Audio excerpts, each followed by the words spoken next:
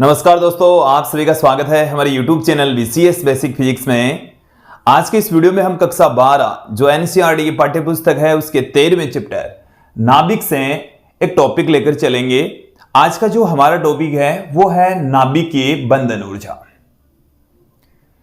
इस वीडियो में हम नाभिकीय बंधन ऊर्जा के साथ साथ में कुछ छोटे छोटे पद और भी देखेंगे। द्रव्यमान क्षति क्या होती है, नाभिकीय बंधन ऊर्जा क्या होती है, प्रति न्यूक्लियन बंधन ऊर्जा किसे कहते हैं, प्रति न्यूक्लियन बंधन ऊर्जा तथा द्रव्यमान संख्या के मध्य ग्राफ भी आज के इस वीडियो में हम देखने वाले हैं। इन सब राशियों को समझने के लिए हम एक एग्जाम्पल का भी सहारा लेंगे। तो ये जो वीडियो है थोड़ा सा बड़ा बट बहुत इंपॉर्टेंट, काफी महत्वपूर्ण वीडियो है। तो इस वीडियो में एक एक चीज को बारीकी से समझें, समझने का प्रयास करें। एग्जाम्पल के जरिए हम आपको समझाएंगे ताकि आपको अच्छे से समझ में आ सके।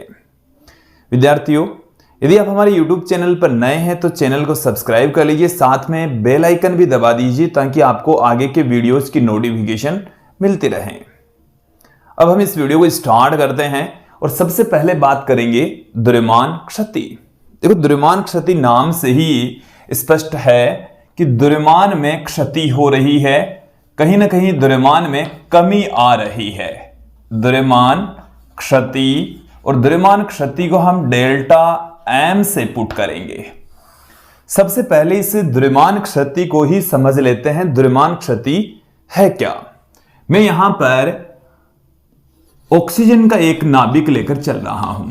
विद्यार्थियों, ये जो चैप्टर है वो नाभिक से रिलेटेड है। इसमें हम केवल और केवल नाभिक के बारे में ही अध्ययन करेंगे। इसमें हम परमाणु के अंदर उपस्थित जो इलेक्ट्रॉन है, हालांकि मौजूद होते हैं, उनकी स्थिति को, उपस्थिति को हम यहां पर नेग्लेक्ट करके चल रहे हैं। तो हम ले रहे हैं यहां पर ऑक्सीजन का नाभिक, इसका परमाणु क्रमांक है 8, द्रव्यमान संख्या है 16।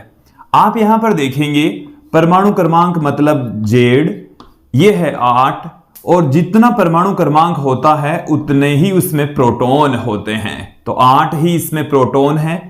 इसमें न्यूट्रॉनों की जो संख्या है वो भी 8 है। इसकी जो द्रव्यमान संख्या है वो 16 है। इसका मतलब है इसमें जो न्यूक्लियन है, न्यूक्लियन का मतलब क्या होता है विद्यार्थियों, पहले बता चुके हैं, फिर भी सुन लीजिए। न्यूक्लियन का अर्थ क्या है? न्यूक्लियन का मतलब है प्रोटॉन और न्यूट्रॉन दोनों को मिलाकर हम क्या कह रहे हैं? न्यूक्लियन। अर्थात नाभिक में पाए जाने वाले जो कण होते हैं उन्हीं को हम न्यूक्लियन कहते हैं। तो इस ऑक्सीजन के नाभिक के अंदर न्यूक्लियनों की संख्या कितनी है? 16। जितनी द्रव्यमान संख्या होती है उतने ही न्यूक्लियन होते हैं। क्लियर? देखिए, यहां पर मैं ले रहा हूं 8 प्रोटॉन। मैंने कितने ले लिए प्रोटॉन? ये मैंने यहां पर ले लिए 8 प्रोटॉन, हमने यहां पर ले लिए हैं। और मैं यहां पर ले लेता हूं 8 ही, ये हमने ले लिए हैं 8 न्यूट्रॉन। 8 प्रोटॉन ले लिए, 8 न्यूट्रॉन ले लिए। अब इन 8 प्रोटॉन और 8 न्यूट्रॉनों को एक जगह हम इकट्ठा कर दें, अति सूक्ष्म क्षेत्र में इकट्ठा कर दें, तो वो ऑक्सीजन का नाभिक बन जाएगा। क्या बन जाएगा? यह है ऑक्सीजन का नाभिक, ऑक्सीजन का नाभिक। और इस ऑक्सीजन के नाभिक के अंदर क्या है ये हमने दिखाए हैं यहां पर, इस तरीके से हमने दिखा दिए हैं। ये तो है न्यूट्रॉन, ये तो क्या है इसमें 8 न्यूट्रॉन, और ये है हम इसके अंदर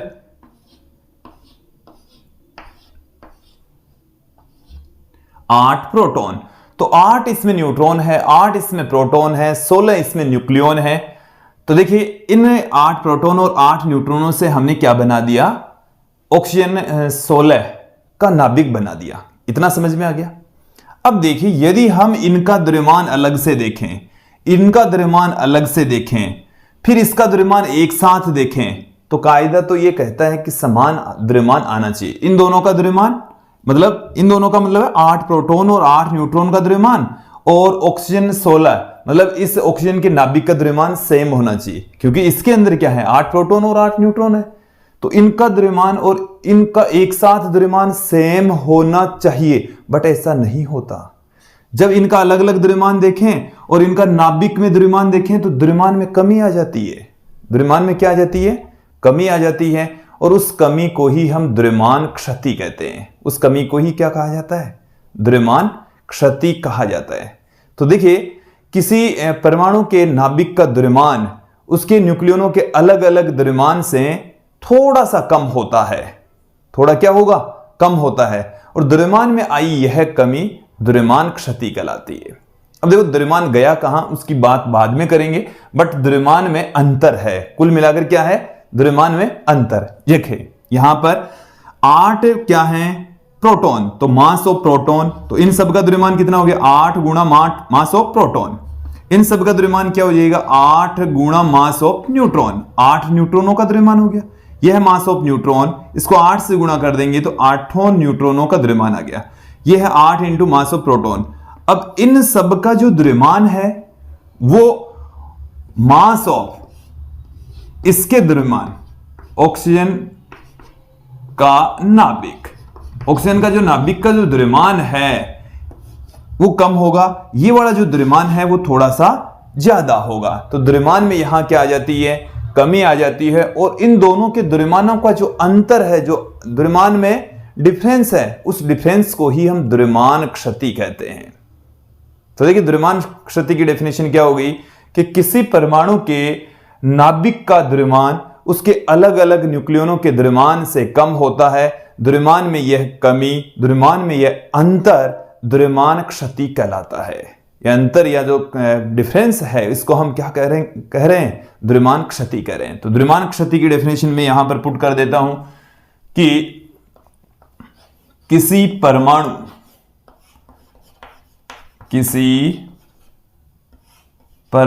के नाभिक, हमारे पास में कोई परमाणु है, उसका नाभिक है, परमाणु के नाभिक का द्रव्यमान, नाभिक का द्रव्यमान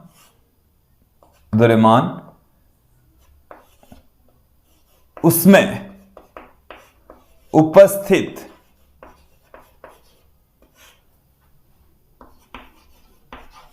न्यूक्लियनों, उसमें उपस्थित न्यूक्लियनों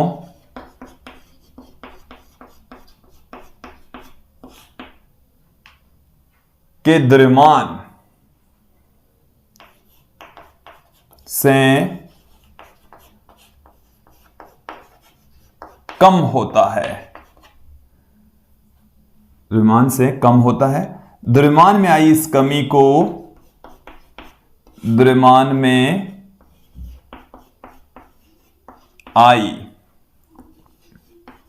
इस कमी को द्रव्यमान क्षति कहते हैं। द्रव्यमान क्षति कहते हैं। क्लियर? तो देखिए, अलग अलग न्यूक्लियनों का द्रव्यमान और नाभिक के द्रव्यमान का जो अंतर है उसी को ही हम क्या कहते हैं? द्रव्यमान क्षति कहते हैं। द्रव्यमान क्षति को हम डेल्टा एम से पुट कर रहे हैं। किससे लिखा जा रहा है? डेल्टा एम से द्रव्यमान क्षति, जिसको हम डेल्टा एम से पुट कर रहे हैं, किसके बराबर होगा? देखिए, अलग अलग न्यूक्लियनों का द्रव्यमान, जैसे हमारे पास में कोई नाभिक है, जैसे यहां पर तो मैंने पर्टिकुलर आपको ऑक्सीजन का एग्जाम्पल लेकर समझाया। जैसे मान लीजिए हमारे पास में कोई नाभिक है जिसका परमाणु क्रमांक कितना है? Z, तो उसमें प्रोटॉनों की संख्या कितनी होगी? Z। न्यूट्रॉनों की संख्या कितनी होगी? यदि उसकी द्रव्यमान संख्या देखिए, तो प्रोटॉनों का द्रव्यमान तो हो गया Z इंटू MP, न्यूट्रॉनों का द्रव्यमान हो गया न्यूट्रॉनों की संख्या इंटू मास ऑफ न्यूट्रॉन। तो ये आ गया हमारे पास में न्यूक्लियनों का अलग अलग द्रव्यमान, और नाभिक के द्रव्यमान को उसमें से घटा दें तो हमारे पास में आ जाएगी द्रव्यमान क्षति। द्रव्यमान क्षति, तो मैं यहां पर देखिए, पहले तो न्यूट्रॉनों का द्रव्यमान, प्रोटॉनों प्लस न्यूट्रॉनों का द्रव्यमान, न्यूट्रॉनों और प्रोटॉनों का द्रव्यमान, फिर इसमें से हम क्या घटा दें? इसमें से हम घटा दें नाभिक का द्रव्यमान, इसमें से हम क्या घटा दें, नाभिक का यदि द्रव्यमान घटा दें तो हमारे पास में द्रव्यमान क्षति आ जाएगी। तो देखिए यहां पर हम क्या प्राप्त कर रहे हैं, देखिए डेल्टा एम, तो प्रोटोनों का जो द्रव्यमान है वो कितना होगा, प्रोटोनों की संख्या जेड, एक प्रोटोन का जो द्रव्यमान है वो एम पी, फिर न्यूट्रॉनों का द्रव्यमान, तो न्यूट्रॉनों की संख्या N, mass of neutron N N, इसमें से हम क्या घटा दें, नाभिक का द्रव्यमान घटा दें। किसका द्रव्यमान घटा दीजिए, इसमें से नाभिक का द्रव्यमान घटा दीजिए, तो हमें क्या मिल जाएगा, द्रव्यमान क्षति प्राप्त हो जाएगी। अब मैं यहां से इन सब को हटा देता हूं एक बार।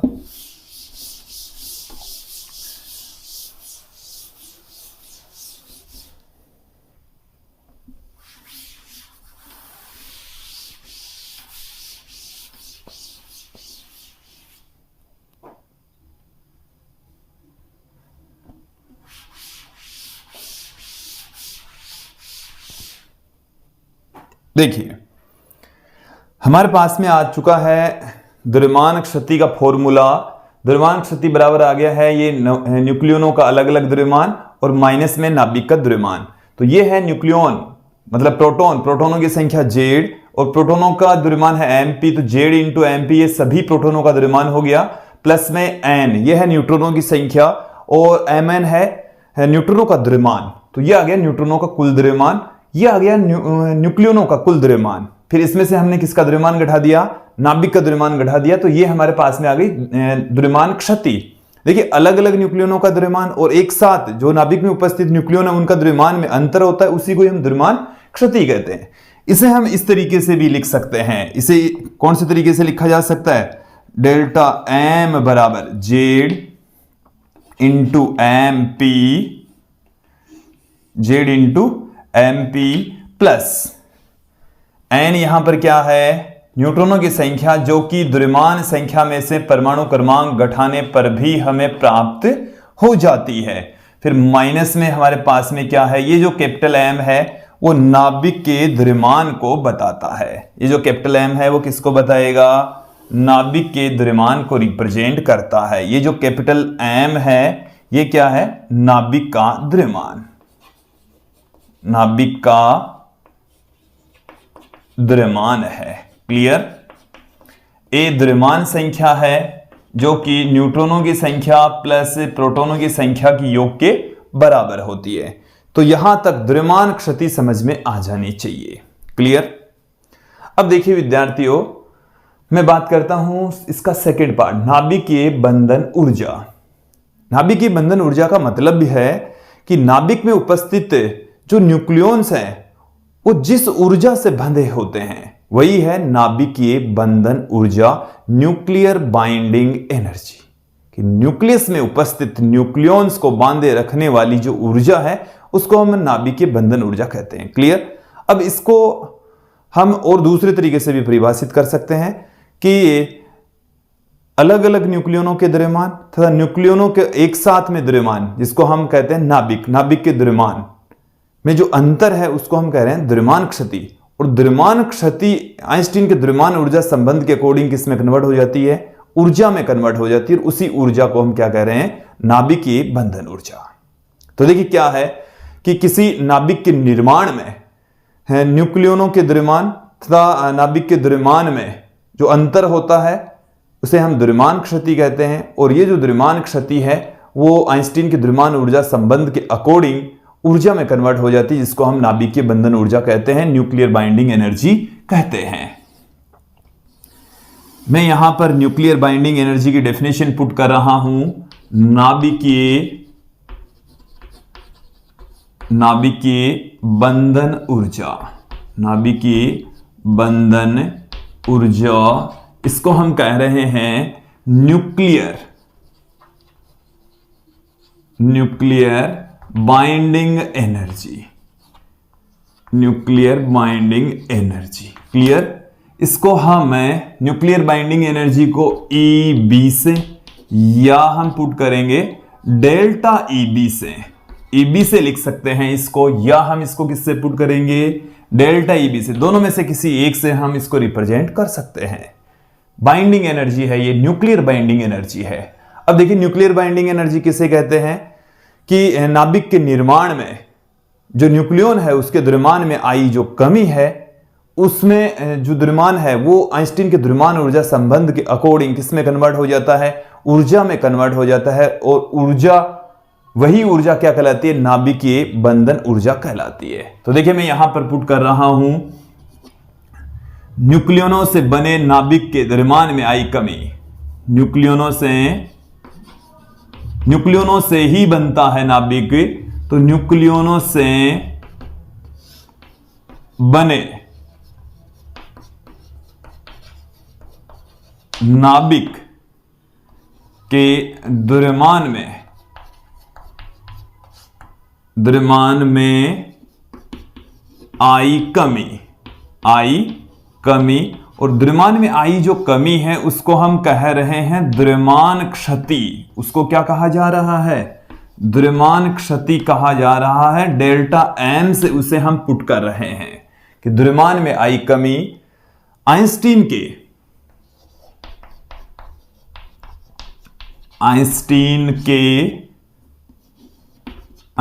के द्रव्यमान ऊर्जा संबंध के अकॉर्डिंग, द्रव्यमान ऊर्जा संबंध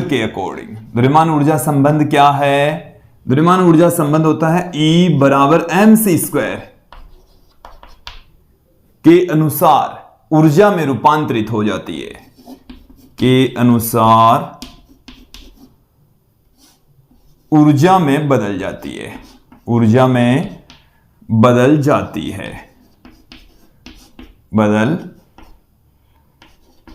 है, तो ये जो द्रव्यमान में कमी आई है वो आइंस्टीन के द्रव्यमान ऊर्जा संबंध के अकॉर्डिंग एनर्जी में कन्वर्ट हो जाती है, और इस ऊर्जा को ही ऊर्जा में बदल जाती है। तो इस ऊर्जा को क्या कहा जाता है, इस ऊर्जा को नाभिकीय बंधन ऊर्जा कहते हैं, नाभिकीय बंधन ऊर्जा कहते हैं। इस एनर्जी को ही क्या कहा जाता है, न्यूक्लियर बाइंडिंग एनर्जी कहा जाता है, नाभिकीय बंधन ऊर्जा कहा जाता है। देखिए इसे हम EB से या डेल्टा EB से प्रदर्शित करते हैं, तो जो EB है वो किसके तुल्य होगा, देखिए EB बराबर होगा डेल्टा M इंटू c²। देखिए आइंस्टीन का द्रव्यमान ऊर्जा संबंध क्या है, E बराबर होता है M इंटू c²। यहां पर द्रव्यमान किसके तुल्य है, द्रव्यमान क्षति के तुल्य है। इस द्रव्यमान में कमी आई, द्रव्यमान क्षति हुई, वही द्रव्यमान तो ऊर्जा में कन्वर्ट हो रहा है।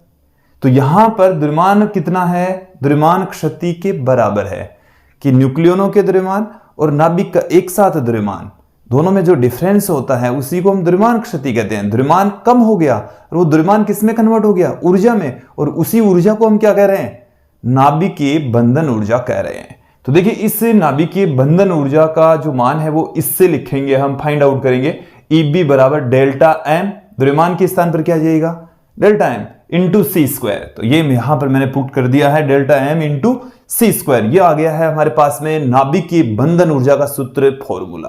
क्लियर। इसे हम क्या लिख सकते हैं, देखिए डेल्टा M हमने यहां पर लिखा है ये वाला, इसे हम इस तरीके से पुट कर सकते हैं, Z into MP plus N into Mn minus capital M into में हमारे पास में आ गया c², इंटू में क्या आ गया c²।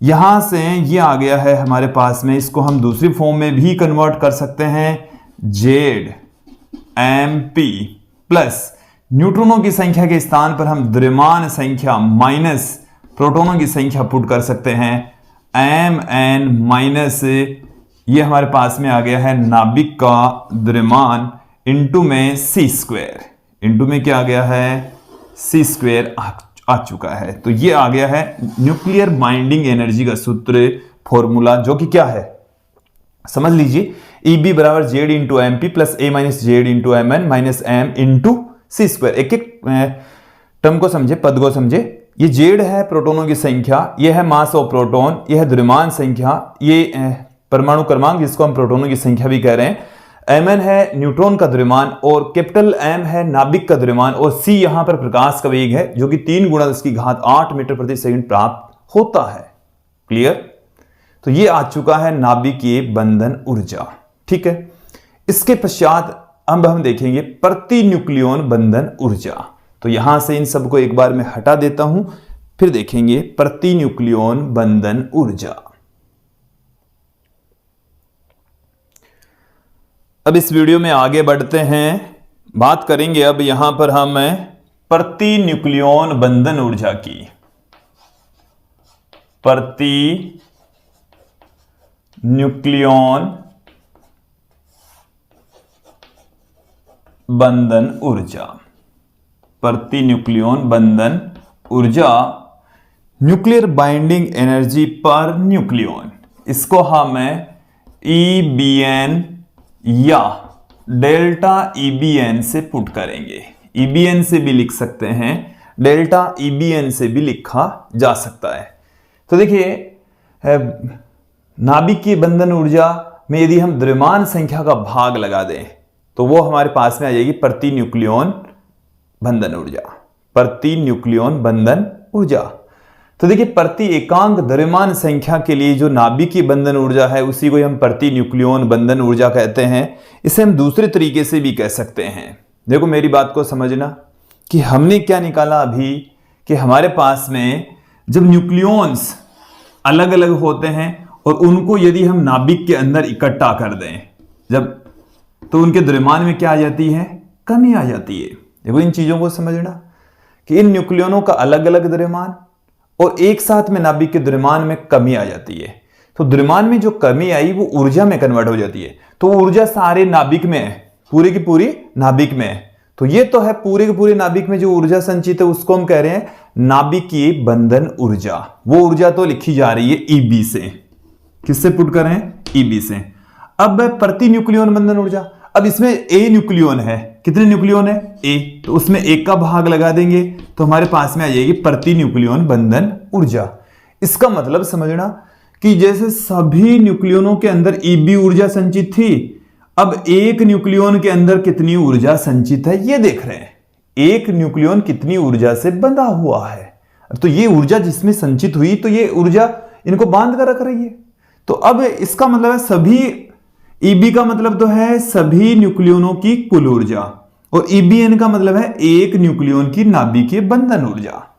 तो इसे हम ऐसे भी कह सकते हैं कि किसी एक न्यूक्लियन को नाभिक से बाहर निकालने के लिए दी जाने वाली जो ऊर्जा है उसको भी हम प्रति न्यूक्लियन बंधन ऊर्जा कहते हैं।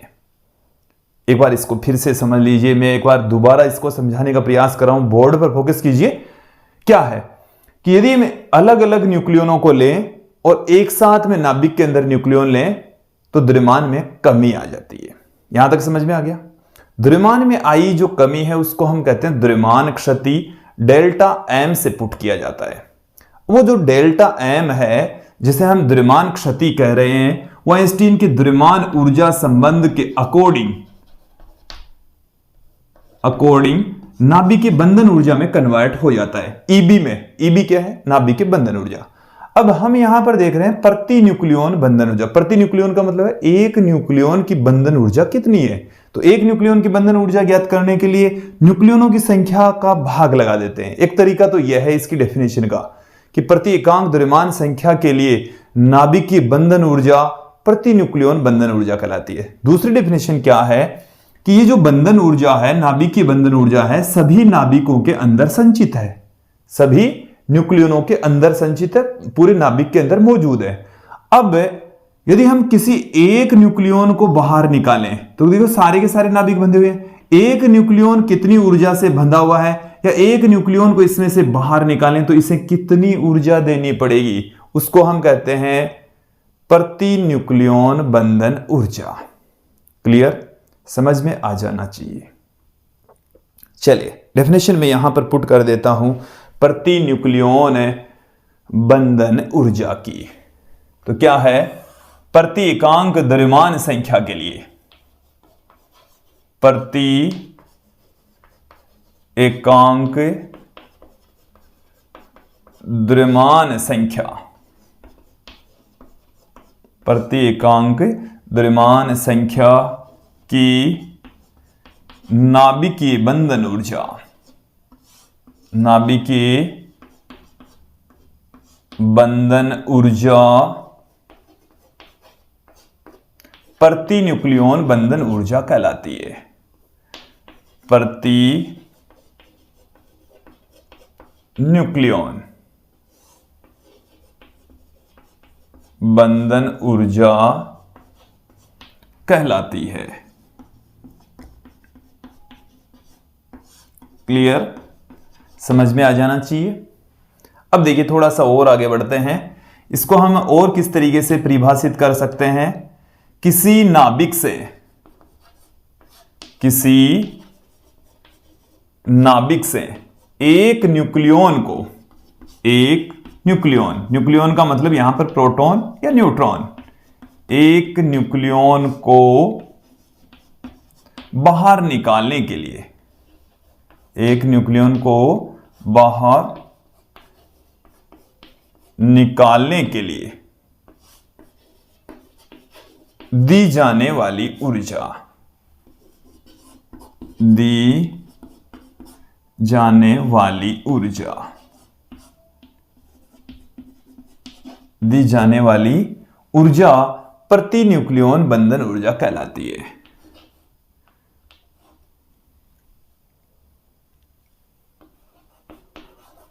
प्रति न्यूक्लियॉन बंधन ऊर्जा कहलाती है, बंधन ऊर्जा कहलाती है। क्लियर, समझ में आ जाना चाहिए यहां तक। ठीक है, अब देखिए इसका सूत्र फॉर्मूला EBN, EBN बराबर होता है EB बट्टे में A, EB बट्टे में A। तो इसे हम ऐसे भी पुट कर सकते हैं। हमारे पास में EB का क्या सूत्र था, Z into MP plus A minus Z into MN, minus में कैपिटल M इंटू में C स्क्वायर बट्टे में हमारे पास में आ गया A। तो ये आ गया है प्रति न्यूक्लियॉन बंधन ऊर्जा का सूत्र फॉर्मूला। यहां तक आपको समझ में आ जाना चाहिए, कोई यहां तक कोई दिक्कत नहीं होनी चाहिए। यदि प्रति न्यूक्लियॉन बंधन ऊर्जा, नाभिकीय बंधन ऊर्जा, द्रव्यमान क्षति समझ में आ गई है तो एक एग्जाम्पल हम इस पर आधारित ले लेते हैं और उससे हम इन सबको समझ लेते हैं। हम यहां पर लेंगे एक ऑक्सीजन का परमाणु। हमें ये जो एग्जाम्पल है वो मैं अपनी बुक का ही लेकर चल रहा हूं। चलिए मैं इसको भी एक बार हटा देता हूं, मिटा देता हूं। यहां तक समझ में आ गया हो तो इन सब सूत्रों को मैं अब अप्लाई करके आपको समझा देता हूं।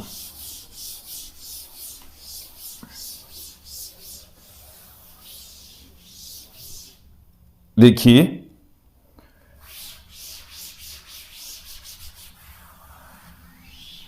हमें दे रखा है एक ऑक्सीजन का परमाणु और ऑक्सीजन के परमाणु का द्रव्यमान हमें दे रखा है एटॉमिक मास यूनिट में। ऑक्सीजन के परमाणु का जो द्रव्यमान है वो हमें किस में दे रखा है, एटॉमिक मास यूनिट में। तो किसके तुल्य हुआ, एक बार क्वेश्चन समझ लीजिए क्या है।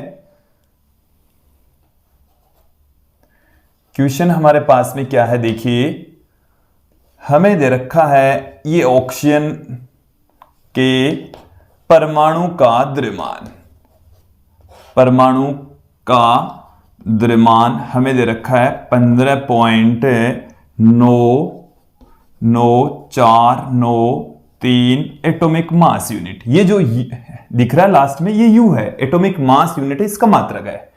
हमें क्या ज्ञात करना है, डेल्टा एम, डेल्टा एम क्या होगा, EB क्या होगा।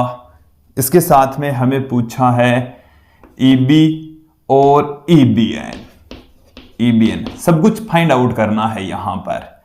तो देखिए इसको हम समझ लेते हैं। हमें ऑक्सीजन परमाणु का द्रव्यमान दे रखा है, जबकि EBN या EB या डेल्टा M ये सब नाभिक के लिए हैं। सब किसके लिए हैं, तो सबसे पहले तो हम ऑक्सीजन के नाभिक का द्रव्यमान निकाल लेते हैं। किसका द्रव्यमान निकाल लेते हैं, ऑक्सीजन के नाभिक का। सबसे पहले मैं लिख देता हूं यहां पर इसका सॉल्यूशन है। देखिए ऑक्सीजन, ऑक्सीजन परमाणु का द्रव्यमान, परमाणु का द्रव्यमान, द्रव्यमान ये हमें दे रखा है 15.99493 एटॉमिक मास यूनिट। ठीक है, इस ऑक्सीजन के अंदर 8 इलेक्ट्रॉन है, तो 8 इलेक्ट्रॉनों का द्रव्यमान कितना आ जाएगा? तो यहां से मैं इस ऑक्सीजन के नाभिक का द्रव्यमान पुट कर रहा हूं कि नाभिक का द्रव्यमान, देखो बोर्ड पर फोकस करें, नाभिक का द्रव्यमान। देखो परमाणु के द्रव्यमान और नाभिक के द्रव्यमान में क्या अंतर है? नाभिक का द्रव्यमान यदि आपको चाहिए तो आप इलेक्ट्रॉनों का द्रव्यमान उसके परमाणु के द्रव्यमान में से घटा दीजिए। तो ये हमारे पास में परमाणु का द्रव्यमान है, इसमें से हम इलेक्ट्रॉनों का द्रव्यमान घटा दें तो फिर किसका द्रव्यमान रह जाएगा? नाभिक का ही तो रह जाएगा। किसी परमाणु के अंदर क्या होता है? नाभिक होता है, उसके चारों ओर इलेक्ट्रॉन होते हैं। इलेक्ट्रॉनों का द्रव्यमान घटा देंगे तो किसका द्रव्यमान बच जाएगा? नाभिक का द्रव्यमान बच जाएगा। तो ये हमारे को दे रखा है ऑक्सीजन का द्रव्यमान, जो कि कितना है? 15.99493 एटॉमिक मास यूनिट। इसमें से हम घटा देंगे 8 इलेक्ट्रॉनों का द्रव्यमान, जो कि 0.00055 होता है। ठीक है, ये एटॉमिक मास यूनिट में ही है, सब कुछ किसमें है? एटॉमिक मास यूनिट में। तो देखिए कैपिटल एम से हम पुट कर रहे हैं नाभिक का द्रव्यमान 15.99493 एटॉमिक मास यूनिट। अब इसको आप देखिए, 8 को 5 से गुना करेंगे 40, 40 और 4 हो जाएगा 44, ये हो गया। इसको हम गुणा करेंगे तो यही आएगा 40 आ गया, 4 हासिल का हो गया, 40 और 4 44 हो गया। और यहां से ये मैंने एक जीरो लगा दिया, ये एक जीरो लगा दिया, फिर पॉइंट लगा दिया, फिर जीरो लगा दिया, ये एटॉमिक मास यूनिट में आ गया है। अब देखिए इसका जब घटाव करेंगे तो हमारे को मिल जाएगा नाभिक का द्रव्यमान। क्या मिलने वाला है? नाभिक का द्रव्यमान। तो देखिए यहां से दशमलव के बाद में 5 अंक है, इसमें भी 5 अंक है, तो 3 में से 0 जब घटेगा तो कितना आएगा? 3। फिर देखिए 9 में से 4 घटेगा तो 5, इस 4 में से 4 घटेगा तो 0, फिर 9 में से 0 घटेगा तो 9, इस 9 में से 0 घटेगा तो 9, फिर 15 में से 0 घटेंगे तो 15। ये हमारे को मिल चुका है नाभिक का द्रव्यमान 15.99053 एटॉमिक मास यूनिट। क्लियर? अब हमें ज्ञात करना है द्रव्यमान क्षति। द्रव्यमान क्षति सबसे पहले हम क्या ज्ञात करेंगे? द्रव्यमान क्षति। तो द्रव्यमान क्षति किसके तुल्य होती है? देखिए इसका फॉर्मूला देखिए कि प्रोटोनों का द्रव्यमान Z इंटू MP प्लस न्यूट्रॉनों का द्रव्यमान तो A minus Z into MN, ये हो गया। फिर इसमें से किसका द्रव्यमान घटा दीजिए? नाभिक का द्रव्यमान घटा दीजिए तो हमें द्रव्यमान क्षति मिल जाएगी। हमें क्या प्राप्त हो जाएगा? द्रव्यमान क्षति। तो डेल्टा M बराबर, यहां पर प्रोटॉनों की संख्या कितनी है? ऑक्सीजन के परमाणु में 8। एक प्रोटॉन का द्रव्यमान कितना है? 1.00727 एटॉमिक मास यूनिट। प्रोटॉन का द्रव्यमान कितना होता है एटॉमिक मास यूनिट में? विद्यार्थियों ये वैसे तो आपको क्वेश्चन में दिया हुआ मिलेगा, इलेक्ट्रॉन का द्रव्यमान, प्रोटॉन का द्रव्यमान, न्यूट्रॉन का द्रव्यमान, और या तो नाभिक का द्रव्यमान दे देंगे या परमाणु का द्रव्यमान दे देंगे। तो इन सब की सहायता से सब कुछ फिर आपको ज्ञात करना है। ऐसा नहीं है कि इन सब की वैल्यू आपको याद करनी पड़ रही है, ऐसा नहीं होगा, इन सब की वैल्यू आपको दी जाएगी।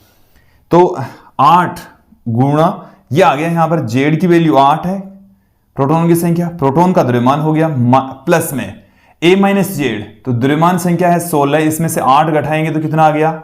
8 आ गया। फिर प्रोटॉनों की संख्या, न्यूट्रॉन का द्रव्यमान 1.00866 एटॉमिक मास यूनिट। क्लियर? फिर माइनस में क्या करना है? नाभिक का द्रव्यमान, तो जो कि हमने यहां पर निकाल रखा है ये वाला 15.99053 एटॉमिक मास यूनिट। ये सब एटॉमिक मास यूनिट में ही चल रहा है। क्लियर? एक पद और बढ़ जाता है, इन दोनों में से हमारे पास में यहां पर 8 कॉमन आ गया है, यहां पर आ गया 1.00727 एटॉमिक मास यूनिट और यहां पर आ गया 1.00866 atomic mass unit minus 15.99053 atomic mass unit. Clear? इन दोनों को जोड़ देते हैं तो हमें क्या मिल जाएगा, 8 गुणा में, देखो यहां से मैं जोड़ना स्टार्ट करता हूं। 6 और 7 कितना हो गया, 13 हमारे पास में हो गया है, एक हासिल का हो गया, 2 और 6 8 और 1 9 हो गया, फिर 15 5 हो गया, 1 हो गया, 0 हो गया, 2 हो गया, पॉइंट हो गया। यह आ गया है माइनस में 15.99053 एटॉमिक मास यूनिट, और ये भी किस में है, एटॉमिक मास यूनिट में। क्लियर। अब इसको हम यहां पर गुणा करके आपको बता देते हैं डेल्टा एम हमें कितना मिल रहा है। देखिए जब इसको 8 से गुणा करेंगे तो 8 से इसको गुणा करेंगे तो 24 आ गया, 2 हासिल की हो गई, 72 और 2 74 हो गया, 7 हासिल की हो गई, 40 और 7 47 हो गया, 4 हासिल की हो गई, 8 और 4 हमारे पास में हो गया 12, ये 12 लिख दी मैंने, फिर पॉइंट में इसको 2 से गुणा करेंगे तो ये 16 हो गए। ये हो एटॉमिक मास यूनिट में। फिर माइनस में है, माइनस में मैं यहीं पर लिख देता हूं 15.99053 एटॉमिक मास यूनिट। ये जो लास्ट में आप दिख रहे हैं ना, ये यू है न कि 4, यू है, ये 4 नहीं है, तो क्या आएगा। चलिए मैं इसको यहां पर लिख लेता हूं, ऐसे घटा ही रहे हैं, 15.99053 मिटा देंगे अभी, तो हमें क्या मिलेगा, यहां से 1, 14 में से 5 गया 9, यहां से 6, यहां से हमारे पास में क्या आ गया 12 में से 9 गया 3, यहां पर हमारे पास में क्या रह गया 0, यहां से 1 हासिल 10 में से 1, तो ये आ गएगा हमारे पास में। तो ये हमने यहां पर इसका घटाव कर दिया है, जो कि क्या मिल रहा है 0.13691 एटॉमिक मास यूनिट। ये हमारे पास में द्रव्यमान क्षति प्राप्त हो गई है। तो विद्यार्थियों हमने एक पद तो निकाल लिया है, डेल्टा एम हमें कितना मिल चुका है 0.13691 एटॉमिक मास यूनिट। ठीक है, यहां तक समझ में आ गया, यहां तक समझ में आ जाना चाहिए। क्लियर। अब देखिए हमारे पास में इसके पश्चात है नाभिकीय बंधन ऊर्जा। नाभिकीय बंधन ऊर्जा, नाभिकीय बंधन ऊर्जा को हम किससे पुट कर रहे हैं, ईबी से, और ईबी बराबर होता है डेल्टा एम इंटू सी स्क्वायर, डेल्टा एम इंटू सी स्क्वायर। ये हमारे पास में क्या आ गई है, नाभिकीय बंधन ऊर्जा। तो नाभिकीय बंधन ऊर्जा देखिए क्या आ जाएगी, हमें क्या प्राप्त हो रहा है, डेल्टा एम हमने निकाला है 0.13691 एटॉमिक मास यूनिट इंटू सी स्क्वायर। क्लियर, यहां तक आ गया। अब विद्यार्थियों हमने लास्ट जो टॉपिक है उसमें हमने क्या देखा था, वो मैं आपको समझा देता हूं। U इंटू सी स्क्वायर, एक U इंटू जो सी स्क्वायर होता है, एक एटॉमिक मास यूनिट के तुल्य जो ऊर्जा होती है वो हमारे पास में होती है 931.5 मेगा इलेक्ट्रॉन वोल्ट। तो यहां से हमें क्या मिलेगा, EB बराबर 0.13691 इंटू 931.5 मेगा इलेक्ट्रॉन वोल्ट। तो ये हमारे पास में क्या आ गया है, EB प्राप्त हो चुका है। ये क्या मिल गया है, हमें EB प्राप्त हो चुका है, मेगा इलेक्ट्रॉन वोल्ट में हमें मिला है। तो देखिए इसमें हमने थोड़ा सा अधूरा काम छोड़ा है, इसको इससे गुणा भी करना है, तो हमें क्या मिल जाएगी, नाभिकीय बंधन ऊर्जा। अब मैं बात करता हूं प्रति न्यूक्लियन बंधन ऊर्जा की। तो प्रति न्यूक्लियन बंधन ऊर्जा किसके बराबर होगी, प्रति न्यूक्लियन बंधन ऊर्जा, जिसे हम किससे पुट कर रहे हैं, EBN से पुट कर रहे हैं। EBN बराबर होगा EB बट्टे में A, EB बट्टे में A। तो यहां पर पहले तो EB इसको मल्टीप्लाई करके फाइंड आउट करेंगे, तो यहां से इसको मल्टीप्लाई कर लीजिए। देखो मैंने आपको मेथड पूरा समझा दिया है, एग्जाम्पल के जरिए आपको ये समझ में भी आ गया होगा। इसके अंदर हम द्रव्यमान संख्या का भाग लगा देंगे। तो इस क्वेश्चन के अंदर द्रव्यमान संख्या हमें कितनी दे रखी है, 16 दे रखी है, तो इसमें किसका भाग लगा देंगे, 16 का भाग लगा देंगे। तो प्रति न्यूक्लियन बंधन ऊर्जा के अंदर यदि हम द्रव्यमान संख्या का भाग, ये नाभिकीय बंधन ऊर्जा के अंदर यदि हम द्रव्यमान संख्या का भाग लगा देते हैं तो प्रति न्यूक्लियन बंधन ऊर्जा हमें प्राप्त हो जाएगी। क्लियर? तो ये हमारे को मिल चुकी है EBN। क्या मिल चुकी है? EBN। अब देखो इस चीज को समझना, EBN क्या चीज है। हमने EBN की डेफिनेशन भी आपको समझाई। EBN का मतलब है कि किसी एक न्यूक्लियन को बाहर निकालने के लिए आवश्यक ऊर्जा। एक न्यूक्लियन नाभिक में से बाहर निकालना हो तो जितनी ऊर्जा की जरूरत पड़ती है उसको हम कह रहे हैं प्रति न्यूक्लियन बंधन ऊर्जा। अब देखो किसी नाभिक के लिए यदि EBN का मान ज्यादा है, इसका मतलब है वो जो न्यूक्लियन है उस नाभिक में ज्यादा बल से बंधा हुआ है, उसे देने के लिए, उसे बाहर निकालने के लिए ज्यादा ऊर्जा की आवश्यकता होगी, ज्यादा एनर्जी उसे खर्च करनी पड़ेगी। तो जिसके लिए EBN ज्यादा है वो नाभिक उतना ही ज्यादा प्रबल बल से बंधा हुआ है, वो नाभिक उतना ही ज्यादा स्थायी है। क्लियर? EBN का जो मान है वो नाभिक के स्थायित्व को बताता है। EBN का मान कम तो नाभिक का स्थायित्व कम, EBN का मान ज्यादा तो नाभिक का स्थायित्व भी ज्यादा। तो क्या आपको ये जो मैंने लास्ट में जो आपको एक लाइन समझाई है वो समझ में आ गई? एक बार फिर से समझ लीजिए कि प्रति न्यूक्लियन बंधन ऊर्जा क्या है? किसी एक न्यूक्लियन को नाभिक में से बाहर निकालने के लिए आवश्यक ऊर्जा, जिसको हम प्रति न्यूक्लियन बंधन ऊर्जा कहते हैं। अब देखिए जो प्रति न्यूक्लियन बंधन ऊर्जा है वो किसको रिप्रेजेंट करती है कि एक न्यूक्लियन बाहर निकलेगा तो किसी नाभिक के लिए तो EBN का मान होगा कम, किसी नाभिक के लिए EBN का मान होगा ज्यादा है। इसका मतलब उस नाभिक में से एक न्यूक्लियन को बाहर निकालने के लिए ज्यादा ऊर्जा खर्च करनी पड़ रही है, ज्यादा ऊर्जा खर्च करनी पड़ रही है, इसका मतलब उसका नाभिक ज्यादा स्थायी है। क्लियर? तो EBN का जो मान होता है वो नाभिक के स्थायित्व को बताता है, नाभिक के स्थायित्व को रिप्रेजेंट करता है। जिसके लिए EBN का मान अधिक उस नाभिक का स्थायित्व भी अधिक, जिस नाभिक का EBN कम उस नाभिक का स्थायित्व भी कम होगा। क्लियर? अब यहां पर हम एक ग्राफ लेंगे प्रति न्यूक्लियन बंधन ऊर्जा तथा द्रव्यमान संख्या के मध्य। देखिए कैसा ग्राफ होता है, कैसे ग्राफ प्राप्त करेंगे। देखिए विद्यार्थियों, अब हम यहां पर देखेंगे EBN और AMA ग्राफ, मतलब प्रति न्यूक्लियन बंधन ऊर्जा तथा द्रव्यमान संख्या के मध्य। अब हम यहां पर ग्राफ देखने वाले हैं। देखिए कैसा ग्राफ प्राप्त होता है। पहले उस ग्राफ को देख लेते हैं, फिर उस ग्राफ से प्राप्त निष्कर्ष और प्रेक्षणों की चर्चा करेंगे। मैं यहां पर लेकर चल रहा हूं, एक तरफ हम लेंगे, इस तरफ मैंने ले लिया है EBN प्रति न्यूक्लियन बंधन ऊर्जा, और जो प्रति न्यूक्लियन बंधन ऊर्जा है वो मेगा इलेक्ट्रॉन वोल्ट में लेकर चलेंगे। ये हमारे पास में 2 मेगा इलेक्ट्रॉन वोल्ट हैं, ये है 4 mega electron volt, 6 mega electron volt, 8 mega electron volt और यह है 10 मेगा इलेक्ट्रॉन वोल्ट। इधर यहां पर 0 है। इस तरफ हम लेकर चलेंगे द्रव्यमान संख्या। इस तरफ हम क्या लेकर चलने वाले हैं? द्रव्यमान संख्या, और द्रव्यमान संख्या को हम A से प्रदर्शित करते हैं। इस तरफ क्या लेकर चले हैं? द्रव्यमान संख्या को लेकर चल रहे हैं। अब देखिए इनका जो ग्राफ है वो किस प्रकार का प्राप्त होता है। देखिए यहां से इस प्रकार का ग्राफ प्राप्त होता है। ऐसे पहले ऊपर जाएगा, फिर नीचे, फिर ऐसे ऊपर, फिर नीचे, फिर ऊपर,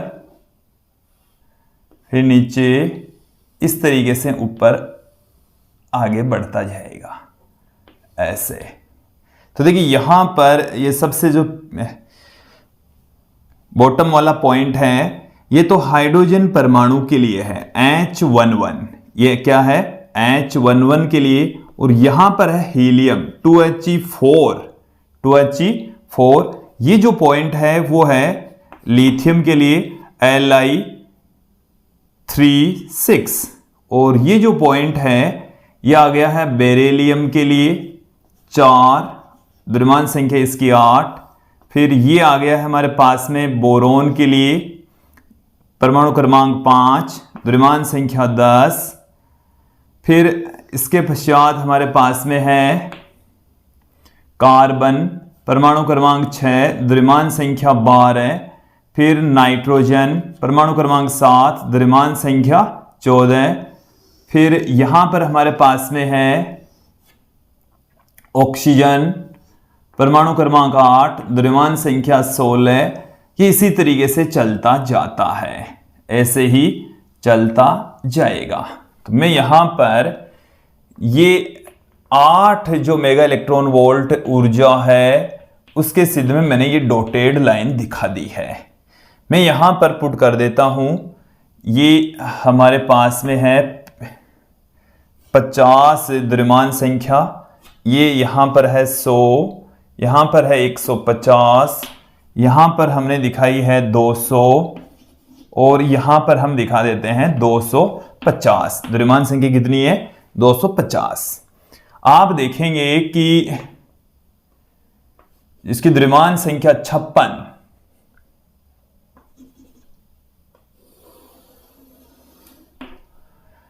ये यहां पर हमारे पास में है आयरन परमाणु क्रमांक 26, द्रव्यमान संख्या इसकी है 56 और ऐसा ग्राफ प्राप्त होता है। एक बार इस ग्राफ को देख लीजिए, ग्राफ में क्या क्या है वो समझ लीजिए कि हमने वाई एक्सिस की ओर तो लिया है EBN प्रति न्यूक्लियन बंधन ऊर्जा जो कि मेगा इलेक्ट्रॉन वोल्ट में है। 2, 4, 6, 8, 10 मेगा इलेक्ट्रॉन वोल्ट को हमने यहां पर वाई एक्सिस के ऊपर अंकित कर दिया है। एक्स एक्सिस की दिशा में हम ले रहे हैं द्रव्यमान संख्या ए से प्रदर्शित कर रहे हैं। 0 से लेकर 50 हो गई, 50 से 100, 100 से 150, 200, 250 इस तरीके से। क्लियर? यहां तक समझ में आ गया। अब जो ग्राफ है ये द्रव्यमान संख्या, जैसे हम परमाणु है उसके अंदर क्या है? न्यूक्लियन है। तो न्यूक्लियनों की संख्या जैसे जैसे इंक्रीज होती जाती है तो जो तत्व है वो बदलता जाता है। तो उनका स्थायित्व इस तरीके से प्रति न्यूक्लियन बंधन ऊर्जा है वो स्थायित्व को रिप्रेजेंट करती है। EBN किसको बताती है? EBN किसको बताती है? EBN नाभिक के स्थायित्व को बताती है, नाभिक के स्थायित्व को बताती है, स्थायित्व को बताती है। इसको आप दिमाग में फिट कर लीजिए कि जो प्रति न्यूक्लियन बंधन ऊर्जा है वो नाभिक के स्थायित्व को रिप्रेजेंट करती है। तो देखिए जैसे जैसे प्रति न्यूक्लियन बंधन ऊर्जा बढ़ेगी इसका मतलब है कि उन नाभिकों का स्थायित्व भी बढ़ता जाएगा। क्लियर? अब यहां पर आप देखिए इस ग्राफ में हमने हाइड्रोजन से स्टार्ट किया, हीलियम, लिथियम, फिर beryllium, boron, carbon, nitrogen, oxygen, फिर ये ऐसे ही चलता जाएगा, फ्लोरीन, नियोल। ये हमारे पास में यहां पर आयरन है, ये कम होता होता इधर बिस्मुथ टंगस्टन से होता हुआ कहां जा रहा है? यूरेनियम कम हो गया इसका। तो इस ग्राफ में हमें क्या क्या देखा है, जो हमने अपनी आंखों से देखा उसको मैं लिख रहा हूं यहां पर, उसे हम कह रहे हैं प्रेक्षण। जो आपने अपनी आंखों से देखा उसे हम क्या कह रहे हैं? प्रेक्षण। तो पहला बिंदु तो हमने क्या देखा, मैं एकदम शॉर्ट में पुट कर रहा हूं विद्यार्थियों। इस टॉपिक के, इस चैप्टर के यदि आपको हस्तलिखित नोट्स प्राप्त करने हैं तो आप हमारे YouTube चैनल के WhatsApp नंबर 9460239358 से प्राप्त कर सकते हैं। और ये जो प्रेक्षण है मैं यहां पर शॉर्ट में बता रहा हूं, वहां से आप डिटेल में पुट कर सकते हैं, आपको टाइम नहीं लगेगा। यहां से आप एक बार समझ लीजिए, वहां से आप उसको पुट कर सकते हैं। प्रेक्षण में क्या है? सभी नाभिकों के लिए EBN धनात्मक, सभी नाभिकों के लिए, सभी नाभिकों के लिए क्या है? EBN धनात्मक है, सभी नाभिकों के लिए, सभी नाभिकों के लिए EBN क्या रहता है? EBN धनात्मक है। EBN कैसा है? प्रति न्यूक्लियन बंधन ऊर्जा कैसी है? धनात्मक है। एक तो हम ये देख रहे हैं। दूसरी चीज हम क्या देख रहे हैं कि जिनकी द्रव्यमान संख्या क्या है?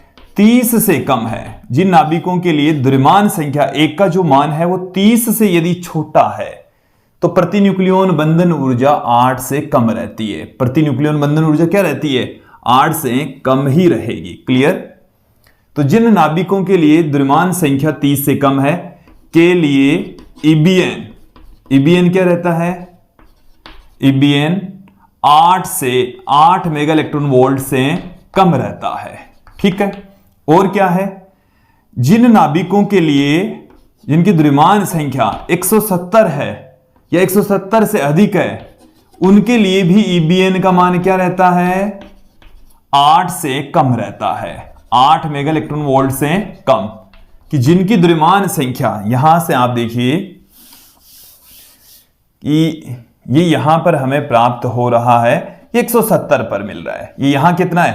तो 170 से ज्यादा जिनकी द्रव्यमान संख्या है उनकी प्रति न्यूक्लियन बंधन ऊर्जा भी क्या होती है? 8 मेगा इलेक्ट्रॉन वोल्ट से कम ही होती है, 8 मेगा इलेक्ट्रॉन वोल्ट से कम ही रहेगी। क्लियर? अब देखिए जिनकी द्रव्यमान संख्या 30 से लेकर 170, 30 से लेकर कहां तक है?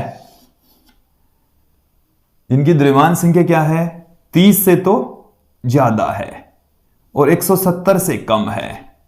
द्रव्यमान संख्या यहां पर क्या है? 30 से कम, यहां पर द्रव्यमान संख्या है 170 से ज्यादा। तो अब यहां पर मैं लेकर चल रहा हूं 30 से तो ज्यादा और 170 से कम। तो उनके लिए EBN का मान कितना रहता है? EBN लगभग कितना है? 8 मेगा इलेक्ट्रॉन वोल्ट है। कितना है? 8 मेगा इलेक्ट्रॉन वोल्ट। जिनकी द्रव्यमान संख्या 30 से लेकर 170 तक होती है उनके लिए EBN का मान 8 से ऊपर, 8 से अधिक ही होगा। और देखिए लोहे के लिए 8.7 मेगा इलेक्ट्रॉन वोल्ट होता है, सबसे ज्यादा होता है। अर्थात जो लोहा है, आयरन है, आयरन 56, इसके लिए प्रति न्यूक्लियन बंधन ऊर्जा का मान सर्वाधिक। इसका मतलब यह हुआ है कि आयरन का जो नाभिक होता है वो सर्वाधिक स्थायी होता है। क्लियर? अब देखिए हम यहां पर देखेंगे इस ग्राफ से प्राप्त निष्कर्ष। इस ग्राफ से हमें क्या निष्कर्ष प्राप्त होते हैं? देखिए पहला जो हमने प्रेक्षण देखा कि सभी नाभिकों के लिए EBN धनात्मक। देखो यहां से 0 है, इस 0 से तो नीचे किसी का मान नहीं है, सभी के लिए EBN का मान धनात्मक है। EBN का मान धनात्मक है, इसका मतलब यह हुआ कि सभी नाभिक स्थायी होते हैं। EBN धनात्मक, EBN क्या है? धनात्मक। EBN धनात्मक, इसका मतलब क्या है? दैट इज सभी नाभिक स्थायी होते हैं, सभी नाभिक स्थायी होते हैं। सभी नाभिक कैसे हैं? स्थायी। क्लियर? दूसरा बिंदु क्या है? अब देखो जिन नाभिकों की द्रव्यमान संख्या 30 से कम, इनकी द्रव्यमान संख्या क्या है? इनकी द्रव्यमान संख्या 30 से कम है। क्लियर? तो उन नाभिकों के लिए क्या होगा? प्रति न्यूक्लियन बंधन ऊर्जा कम होती है। ये होते हैं हल्के नाभिक। ये क्या होंगे? हल्के नाभिक। जैसे ही हल्के नाभिक होते हैं, यदि भारी नाभिक में कन्वर्ट होते हैं तो उनकी प्रति न्यूक्लियन बंधन ऊर्जा बढ़ जाती है। देखो इसको समझना कि यदि ये वाले नाभिक आपस में मिलकर ये वाले बनाते हैं तो इनकी प्रति न्यूक्लियन बंधन ऊर्जा क्या हो जाएगी? बढ़ जाएगी। EBN का मान बढ़ रहा है, इसका मतलब उनका स्थायित्व भी बढ़ रहा है। और जब हल्के नाभिक बड़े नाभिक का निर्माण करते हैं तो उस अभिक्रिया को हम संलयन अभिक्रिया कहते हैं। उसको क्या कहा जाता है? तो हल्के नाभिक आपस में मिलकर एक भारी नाभिक का निर्माण कर लेते हैं। भारी भी इतना भी नहीं, ये वाले देखो, ये हाइड्रोजन आपस में मिलकर हीलियम का निर्माण कर लेता है, हीलियम आपस में मिलकर कार्बन का निर्माण कर लेते हैं, कार्बन आपस में मिलकर इधर इस तरीके से अलग अलग नाभिकों का निर्माण कर लेते हैं। तो हल्के नाभिक मिलकर जब बड़े नाभिक का निर्माण करते हैं तो उसको हम कहते हैं संलयन। क्या कहा जाता है? संलयन होता है। यहां पर आपस में जुड़ जाते हैं। क्लियर? और आपस में जुड़ने से भारी नाभिक का निर्माण होता है। भारी नाभिक क्यों बन रहा है यहां पर? क्योंकि प्रति न्यूक्लियन बंधन ऊर्जा बढ़ जाता है, EBN का मान बढ़ जाता है। EBN का मान बढ़ने का मतलब नाभिक का स्थायित्व बढ़ जाता है, इसलिए हल्के नाभिक भारी नाभिक में कन्वर्ट हो रहे हैं। क्लियर? अगला बिंदु देखें, जिनकी द्रव्यमान संख्या 170 से ज्यादा है, 170 से ज्यादा है। जिन नाभिकों की द्रव्यमान संख्या क्या है? 170 से ज्यादा। वो नाभिक भी क्या है? उनके लिए भी EBN का मान है कम। उनके लिए भी EBN का मान क्या है? कम। यदि ये नाभिक दो हल्के नाभिकों में टूट जाता है, जैसे 240 द्रव्यमान संख्या वाला जो नाभिक है वो 120 द्रव्यमान संख्या के दो हल्के नाभिकों में टूट जाता है, तो क्या होगा? यहां पर 120 वाले की प्रति न्यूक्लियन बंधन ऊर्जा तो क्या है? 8 से ज्यादा। इसकी प्रति न्यूक्लियन बंधन ऊर्जा क्या है? 8 से कम। इसकी 7.6 है, इसकी 8.5 है।